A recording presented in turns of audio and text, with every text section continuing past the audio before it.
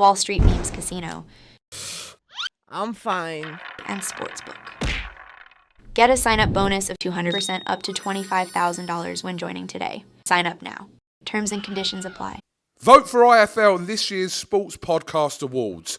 Go to www.sportspodcastgroup.com and vote for us in Best Combat Sports Podcast and the Diverse Voices Awards categories.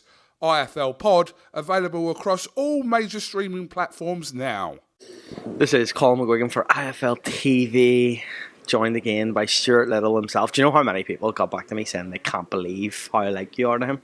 It is true, mate. Did you look at the poll results? No, is there poll results? Yeah. Let me have a look. Do you know how many people got back to me and said, "Is this guy blind?"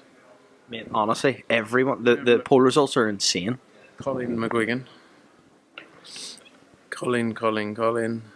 Where do I go? I go on here. Say Frank's 63%. So basically, 12 people out of 20 said, "Oh, mate, you're Stuart Little." In terms of yesterday, I seen you flew back to London. Any special meeting? I had a meeting last night, but nothing for this camera, unfortunately. In the future, could be for this camera? Maybe. Who knows? That's the joy of meetings. You never know. I spoke to Jose Felix yesterday. He's a little bit annoyed Eddie isn't here. He said that this is going to be Eddie Hearn's biggest surprise of his career. He said he was telling me when he signed with Top Rank, I didn't know much of this, but they rated him very highly, and he didn't really take his career as serious as he should have. He left Top Rank. He was one of the released when they released a lot of fighters, and he kind of feels that this is a stage of his career where he's revitalised. When you've seen him yesterday, and you've seen him with his top off in the photos, are you a little bit worried for Lewis Crocker? Look, it's the kind of fights Lewis Crocker and these fighters need fighters who are coming to fight. You know, it's the only thing that's going to develop their career. You know, not only when you see him with his top off, you know, you can see he's in great shape. You can see he's trained hard for this. But when you listen to him speak as well, like, you know, he went on for about 5 minutes. Kieran had the toughest job in there translating that yesterday. But he's here to win, obviously. And that's great to see, because there's so many fights have been made in the past. And this is what we're saying about making real fights. You know, so a lot of people would say about the weight, but he said in there himself, he's a lot more comfortable at this weight. He struggled when it was the Cully fight, and he looks a lot more comfortable. He looks big at this weight, you know. He looks big. He looks like he's trained hard for it. And like I say, it's the kind of fight Lewis Crocker needs. If we're going to step on in the right direction, it's exactly what we need to do. Lewis Crocker has spoke yesterday when I spoke to Billy Nelson. He wasn't quite sure if he signed with Matchroom or not. If he wins this fight and he does sign with Matchroom, would you like to make that fight with Paddy Donovan next? I'd love to. I think it's a brilliant fight, and I think it's the right time for both of them. And I think it's what we need to see more of. You know, that's a fight that would sell out at the SSE. You know, we saw a great atmosphere in December, obviously, and hence why we're back so soon, and we see massive potential here. So, you know, that is definitely a fight we'd love to make, and I'm confident we can make it. I'm confident both guys want it. They got tests on Saturday that they got to get through. They won't be looking past it. But yeah, they're the kind of fights we need to make.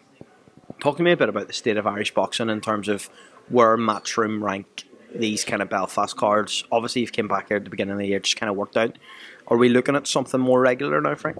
For sure. Look, we never wanted to really leave Belfast. It was just, we're led by, and I said it in an interview yesterday, we're led by the talent that we have. You know, Mick was obviously signed to Top Rank, so he was promoting his own shows with Top Rank, you know, some with Queensbury as well, and they were selling out. They were doing tremendous numbers, and like I said, there's a massive market here for boxing where people love their boxing, and the fighters are fortunate to have that, because not everywhere has that. So yeah, there's definitely intent for us. While there's the talent there, while there's the personalities, there's intent for us to do more shows, and we will be back here throughout the year. Katie Taylor, Chantel Cameron, where are we at with that discussion? Where are we at with the possibility of Cro Park? I got meetings with both the teams while we're here, both Katie and Chantel's team. Obviously, I say obviously a lot, I just realised. Well, maybe realised that before. Yeah, meetings with them while we're here, and you know, that's the fight we want to make. We promote both Katie and Chantel. I think it's the biggest fight out there. You know, it's 1-1 between the two of them, and they gave us, you know, the two of them gave us 2 nights that we'll never forget. Probably, you know, possibly 2 of the best nights we've seen in the sport in terms of atmosphere, show, and the fights. They left it all in the ring both times, and I think, you know, that deserves a trilogy, and hopefully we can make that happen. In terms of Cro Park, conversations ongoing with the government as well. I don't know whether it happens, in all honesty. Like, I'd love for it to happen. We're all working as hard as possible. We're working well with Croak to try and make it happen. So, let's see how things play out. If it's not Croak, will it be the Aviva though? It has to be a stadium. I mean, obviously we think back years ago when Eubank fought Steve Collins. Is there a possibility of going to Cork or anywhere else in? I think Aviva's another potential. The stadiums that are smaller than sort of 40 odd thousand are really tough to make work because of the cost of putting a show on outdoors. It's really hard to do, and you're sort of better off going to an arena at that point. It's a shame the three's not 15, 20,000. But I think the focus for us is to create another night like that. If we can do that in a stadium, that is obviously number one priority for us. If we can't, then we will go back to the three, I would say. If we can't do Aviva, if we can't do Cro Park, we'll go back to the three again. Would it be the type of fight that potentially we could see land in Saudi Arabia? Not right now. I don't think there's discussions of it there right now. And the time frames as well. We're looking at May. And we know all the talks about what's going on in Saudi. You've obviously got the Feb 17, March 8th show, and then the Matchroom Queensbury event as well. And I saw His Excellency was posting about Bivol Peterbiev as well. So hopefully that's close to being done. So I don't think right now. I think the focus as we sit here today is May time and doing it in Dublin. But let's see. Catterall Tlor, there was discussions yesterday that it might land on another platform from Eddie. Can you elaborate on that a little bit? Yeah, look, we've been looking at that fight. It's the fact of whether it stacks up, and it's not a fight we would do on pay-per-view. It's a fight maybe another platform would do on pay-per-view, and if it works out for everyone, and it delivers a huge opportunity for Jack Catterall, we've been fortunate enough to promote, and it delivers him a big night, and he's not with us. We're not the kind of people to stand in the way of that. We've got a great relationship with Jack and obviously Sam Jones, but let's see. But I think it's not a fight we're going to put on pay-per-view or DAZN would put on pay-per-view.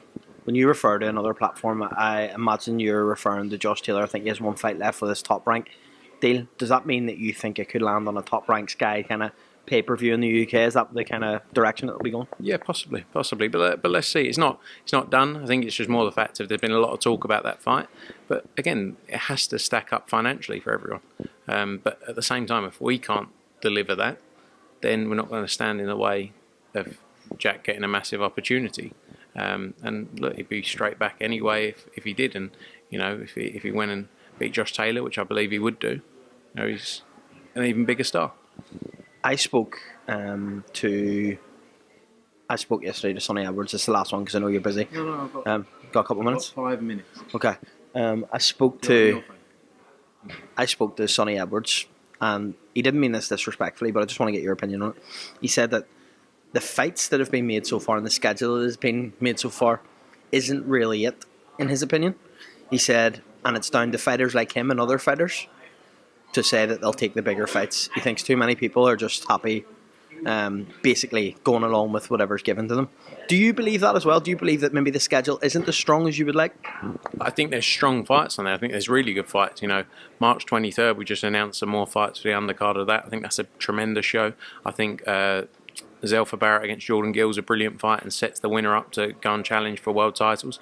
I think we need to do some work to deliver one or two other big fights as well in the schedule in April, May, June time. And we know that, and we're working very hard to do that right now. I think we've got strong nights, and I think we need to just bolster that up with a couple more, and we will do that, and we're working hard right now. It takes fighters wanting to take the right fights. And look, if we make the trilogy between Katie Taylor and Chantel Cameron, obviously there's the discussion around Lee Wood, Josh Warrington as well. There's not infinite nights. Conor Benn back out as well in around May time. There's not infinite nights to do. Thank you. Cheers.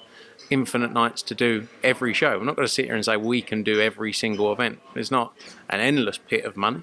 But yeah, we're working on a couple more, to bolster it up.